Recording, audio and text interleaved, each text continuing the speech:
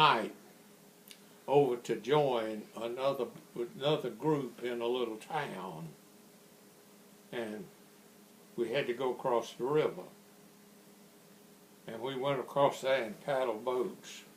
And this was between Germany and France? France, Germany and France. And we, finally all of us got across his boats.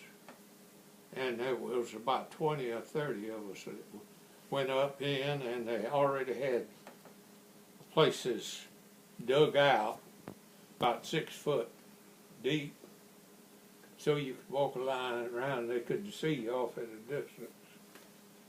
And we went in and got settled down before sunup. Well, tell us about the time when your boots got frozen to the ground. That was way back when we were in the, well back in, was it Germany? Town. Huh? Was it in Germany? No, it wasn't in Germany. We hadn't gone that far. It was, I don't remember all those towns, good gracious. Uh-huh. But anyway, we when I was in them, and we were guarding at night. We had foxholes that we had around to keep them from moving in on us at night. Of course, one night I went to sleep in the hole, and that night my feet froze to the bottom of the How about your bottom? Huh? How about your bottom? It wasn't in the water. I thought it was frozen to the, and they had it, you had to get No, it. they had to get my feet out. And what'd you get them out with? Bayonet. Cut the ice around them and push it and got out. And what about when the shell, that was the same area where the shell hit? No, that was later. And they were shooting at us, and me and another fellow was in the pit with a machine gun in front of us. We were sweeping a certain area, and they shot a shell in there and cut a tree off about 3 foot above my head, and the shrapnel from it, like to kill that guy that was in the hole with me. And I could feel blood in my boot. I thought it was blood. It was imagination. I went to the aid station. It unlaced my boot, and it cut a strap on the boot. But that's all it was a strap cut. Well, So I had to go back to my regular old hole. back to the hole. Yeah. Oh, tell us about the time when there was the horse that got shot.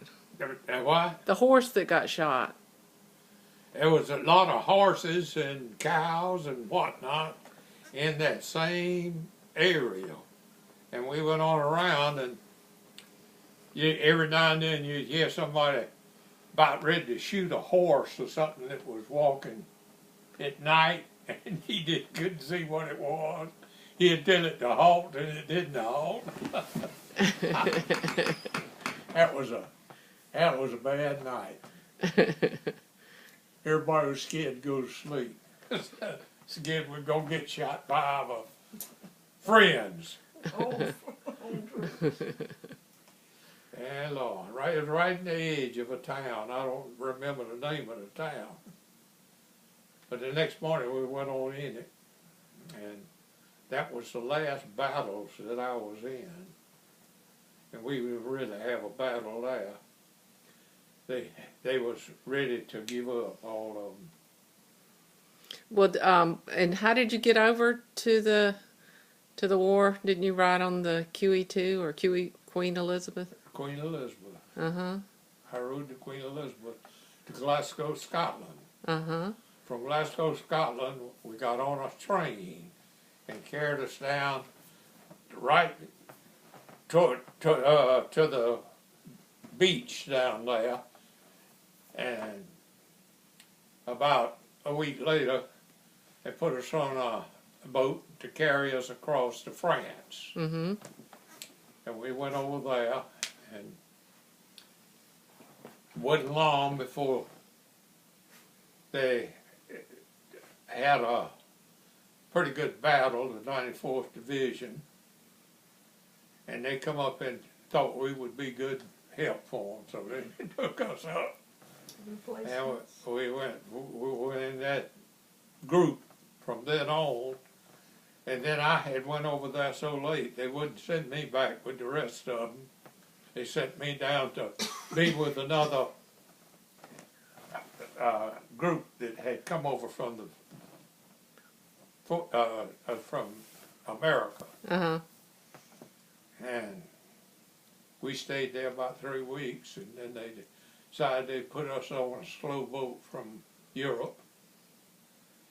We got in the boat,